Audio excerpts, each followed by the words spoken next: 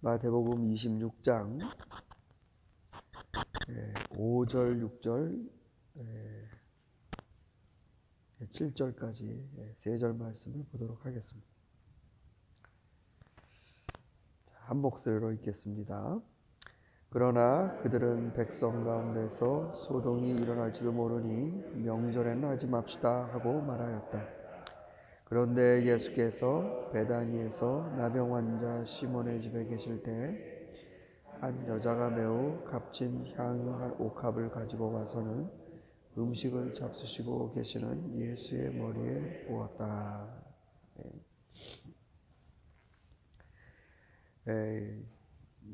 예수님께서는 지금 나병 환자 시몬의 집에 계시다. 그리고 거기에서 한 여자가 음식을 잡수시고 계시는 주님의 머리에 향유 옥합을 가지고 와서 부었다. 이게 지금 식사하시는데 이 기름을 머리에 부었다라는 게 좀 뭔가 이상하다라는 느낌이 좀 드실지 모르겠습니다. 근데 이게 음식을 잡수시다라는 요 표현이 이제 이 당시에 식사 문화에 보면 이제 앉아 있는 그 식사의 형태가 있습니다. 그러니까 그렇게 식사를 하는 그 테이블의 형태로 앉아 계시는 그때에 이렇게 여자가 향유 옥합을 부었다 이렇게 볼 수가 있겠죠.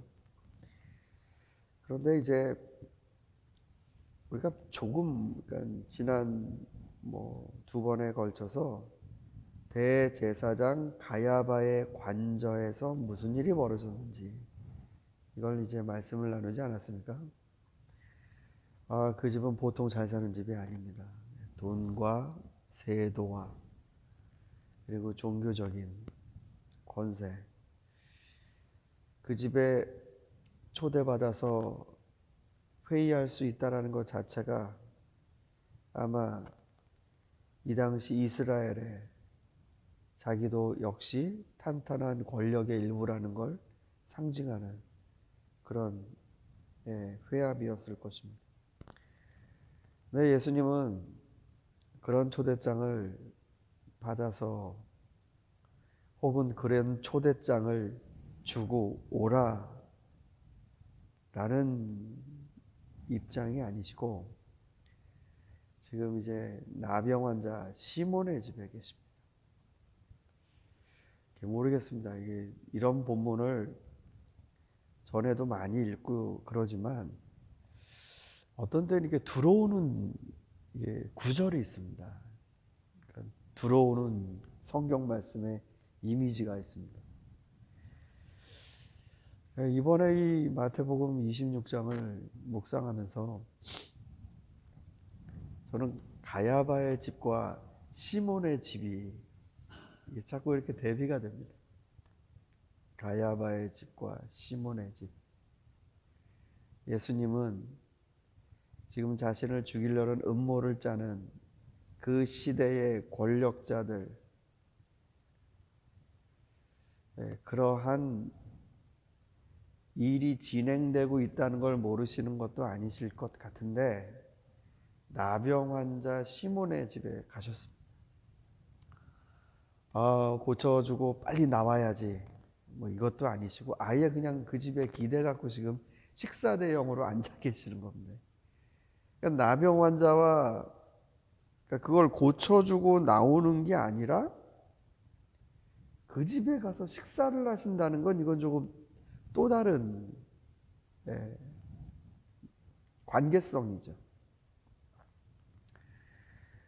이 당시에 유대인들에게 나병 환자가 얼마나 끔찍하고 그리고 이게 사회적으로 격리가 돼야 되는 이 병원군이라는 거를 우리가 그쪽의 이 시대상을 모르더라도 우리 환경 가운데도 이건 상식이지 않습니까? 문둥병이라고도 하고 나병이라고도 하고 언젠가부터는 점잖은 말로 한센병이라고도 하고 근데 나병 환자가 제일 마음 편히 살 수 있는 건 자기와 똑같은 이 나병 환자를 만날 때랍니다.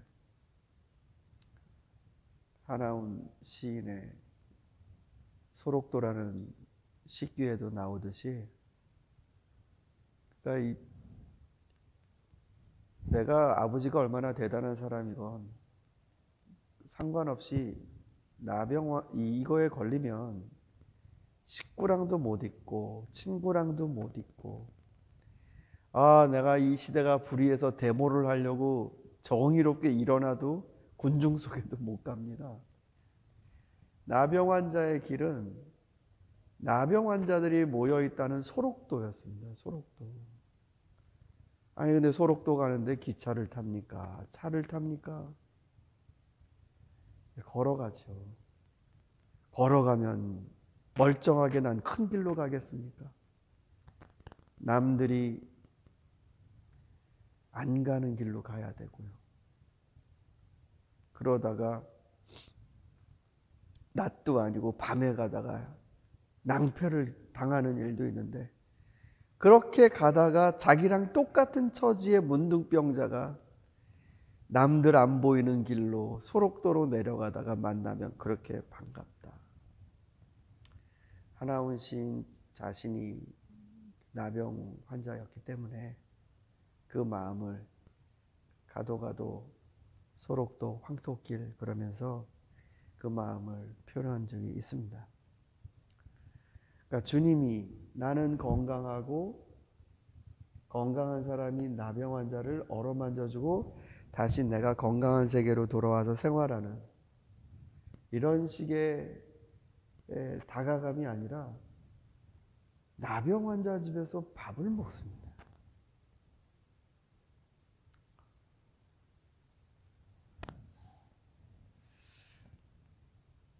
이 이스라엘의 거대 권력, 이런 나병 환자는 얼씬도 못하게 제사를 드리는데 가장 성결하고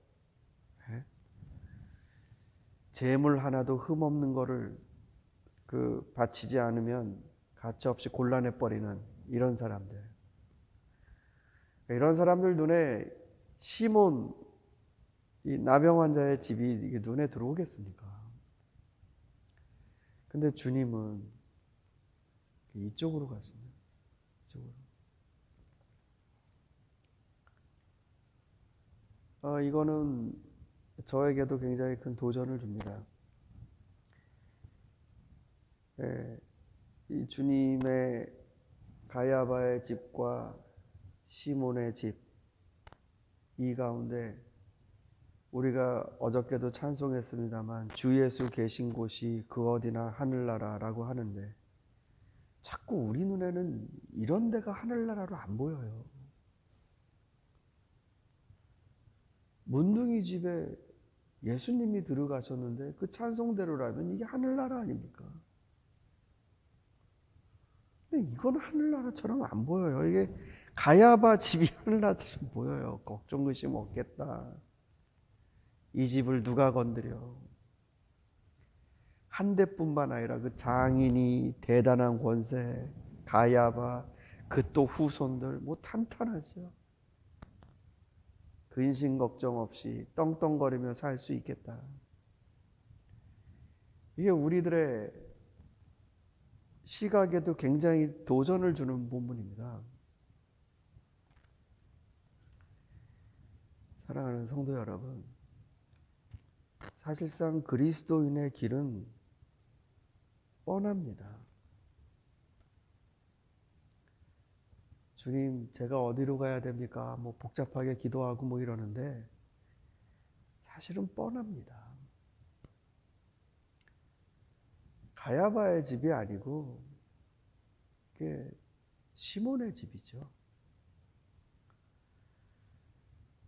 그곳으로 가는 사람들, 마음도 계획도 내 삶의 힘도 그런 시몬의 집에 가는 사람.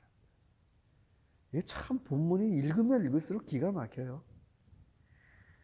난 이제 우리 이게 좀 그렇지 않습니까?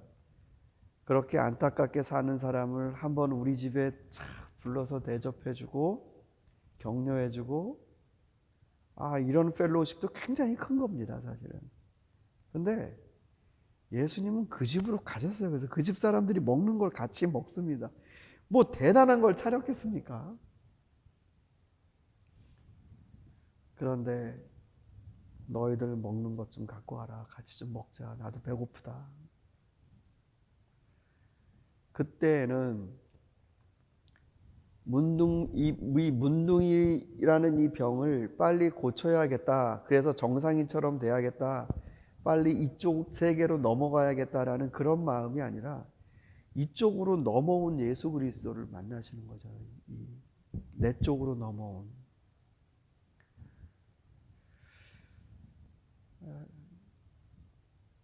우리나라의 이 나병 환자의 문제가 그야말로 이제 국가적으로나 사회적으로나 이제 주목받지 않았던 오랜 그 시기가 있지 않습니까? 지금은 뭐 국립 뭐 한센 병원 뭐 이런 것도 있고 그렇지만 제가 읽기로는 오스트리아의 인스브루크라는 간호대학을 졸업한 정말 예쁘고 아름다운 그런 처녀죠. 처녀가 그 봉사단체, 이 나병 환자 봉사단체, 구호단체의 멤버였던 모양이에요. 그래서 그분이 마리안느 스테거라는 분이신데, 그러니까 20대입니다. 20대. 그 20대 때 1962년인데 그때 우리나라 그 전라도 소록도로 오세요. 소록도로 와서 일정 봉사 기간을 채우고 다시 오스트레일리아로 돌아가려는 계획이었는데 그냥 거기서 머무세요. 그리고 2005년도에 고국으로 돌아가세요. 그러니까 원래 잠깐 방문하고 다시 가려고는 그런 단기 프로그램이었어요. 단기 프로그램. 40년을 청춘도 다 지나고 할머니가 이제 됐죠. 20대 때 와서 40년이 갔으니까. 가는 것도 왜 돌아가게 됐냐면은 그것도 사실 몰랐습니다. 이분이 이제 떠나기 전날 그 소록도 그 병원의 환자들, 자신이 돌봤던 환자들에게 다 편지를 보내요. 그러니까 그 편지가 공개돼서 알게 된 거죠. 근데 자기가 병에 걸렸습니다. 나병은 아니고. 그래서 돌보지를 못하는데 이런 몸으로 이 사람들에게 있는 게 병원 측에도 소록도 이 환자들에게도 도움이 안 되니까 자기가 자기 고향으로 가서 치료를 받아야겠다. 아주 짧은 메시지입니다. 그동안 너무 고마웠다. 그리고 갔습니다.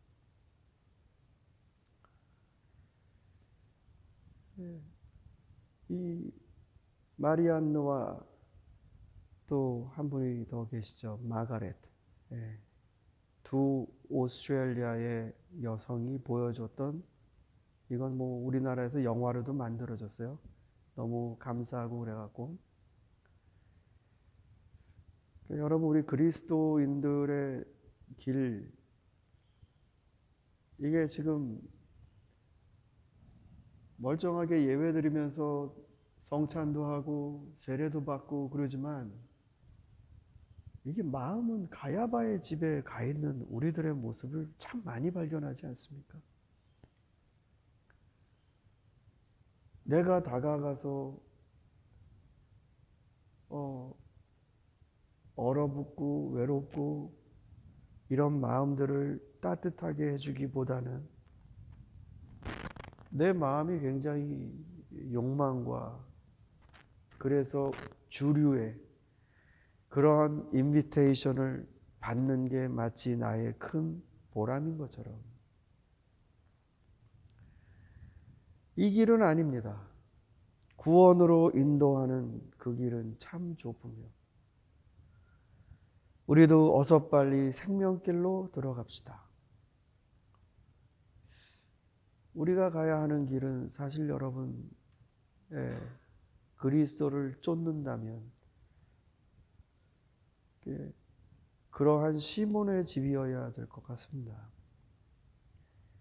이런 죽음의 난리통에도 그리스도는 식사하고 계시는데 마음 편하게 참 역시 주님이시다.